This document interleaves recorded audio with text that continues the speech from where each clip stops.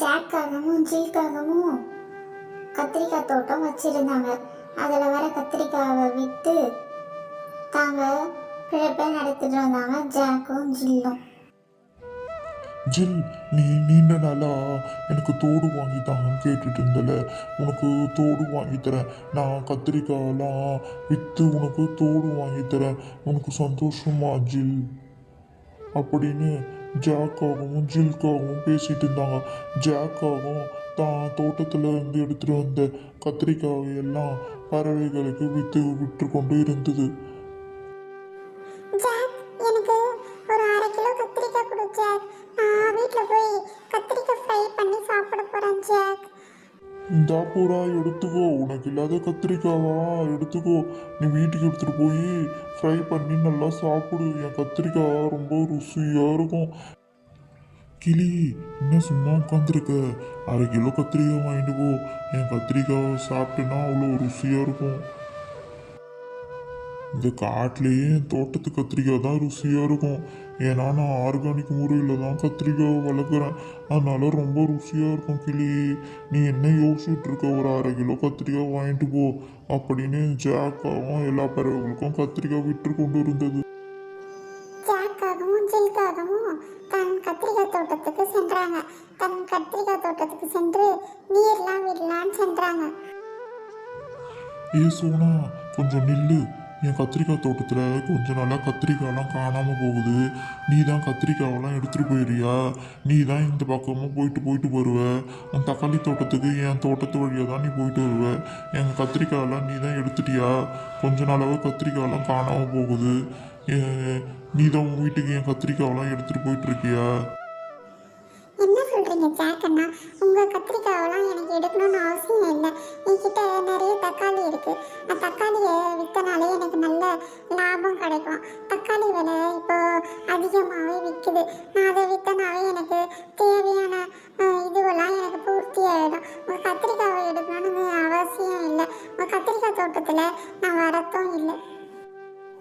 அருகிலேயே சோனா தன் தக்காளி தோட்டத்துக்கு நீர் விட்டு கொண்டு இருந்தது.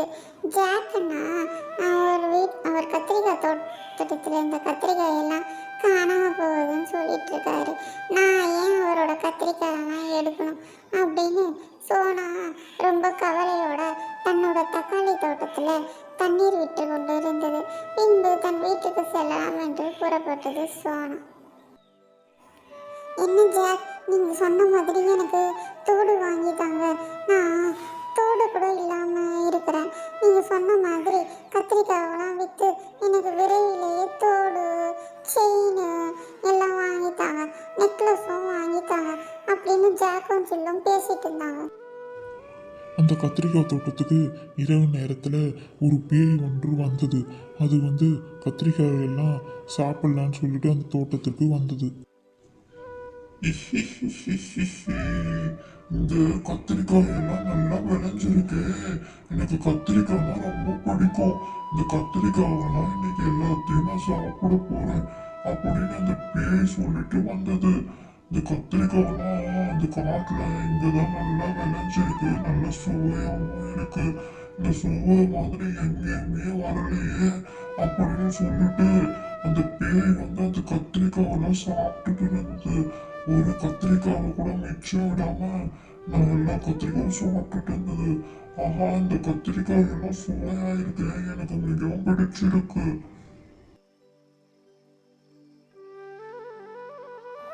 மறுநாள் ஜாக்காவும் தன் கத்திரிக்காய் தோட்டத்திற்கு சென்றது.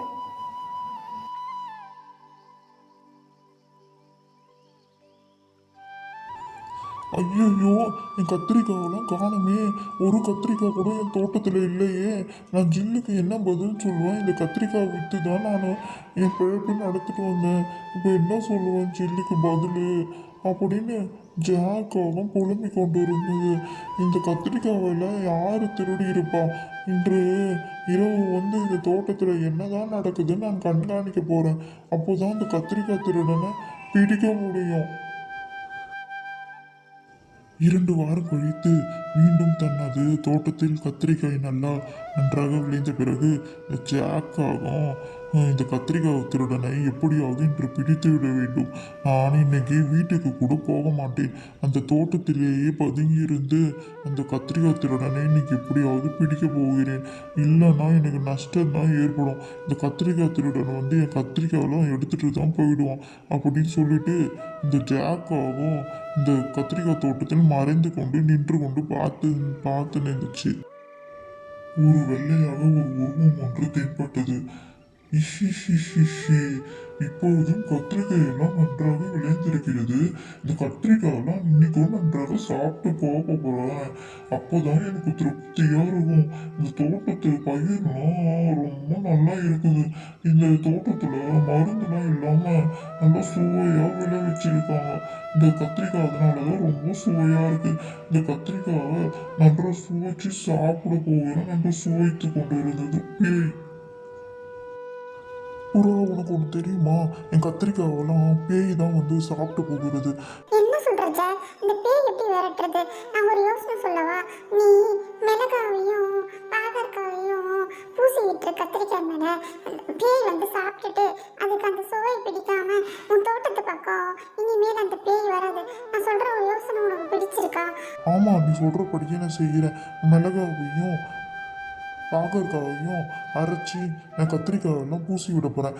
இன்று இரவு அந்த பேய் வந்து இந்த கத்திரிக்காயெல்லாம் சாப்பிடும். நம்ம 2 பேரும் ஒளிஞ்சிருந்து பார்க்கலாம். இன்னைக்கும் கத்திரிக்காயெல்லாம் நல்லா குண்டு குண்டா விளைஞ்சிருக்கு. இந்த கத்திரிக்காயெல்லாம் இன்னைக்கும் நான் சாப்பிட போறேன். அப்போதான் எனக்கு பசியெல்லாம் தீரும் அப்படின்னு சொல்லிட்டு அந்த பேய் வந்து கத்திரிக்காவை சாப்பிடலான்னு கத்திரிக்காய் தோட்டத்துக்கு வந்தது. உட்கார்ந்து கொண்டு கத்திரிக்காயில சாப்பிட ஆரம்பிச்சது பேய். கத்திரிக்காவை சாப்பிட ஆரம்பிச்சது பேய். சாப்பிட்ட கொஞ்ச நேரத்திலேயே இந்த கத்திரிக்காயின் சுவை அதற்கு பிடிக்காமல் போய்விட்டது. இந்த கத்திரிக்காய் எல்லாம் சுவையாகவே இல்லையே, கசப்பும் காரமுமாக இருக்கிறது. ஏதோ இந்த கத்திரிக்காயின் சுவையெல்லாம் கெட்டு போய்விட்டது. இந்த கத்திரிக்காயை எனக்கு வேண்டாம் அப்படின்னு சொல்லிட்டு இந்த கத்திரிக்காயெல்லாம் போட்டு விட்டு இந்த பேய் அங்கிருந்து செல்லலாம் என்று நினைத்தது. இந்த கத்திரிக்காய் தோட்டத்தில் கத்திரிக்காய் எல்லாம் சுவையாக இருந்தது. ஆனால் இப்போது அந்த சுவையெல்லாம் மாறிவிட்டது. எனக்கு இந்த கத்திரிக்காயே வேணாம், இந்த தோட்டத்திற்கு நான் இனிமேல் வரவே மாட்டேன் அப்படின்னு சொல்லிட்டு இந்த பேய் அங்கிருந்து புறப்பட்டது. இதை பார்த்து ஜாக்குக்கும் புறாவுக்கும் மிகவும் சந்தோஷமாக இருந்தது. அட, நம்ம தோட்டத்தை விட்டு இந்த பேயை எப்படியோ விரட்டி விட்டோம் என்று சந்தோஷப்பட்டனர்.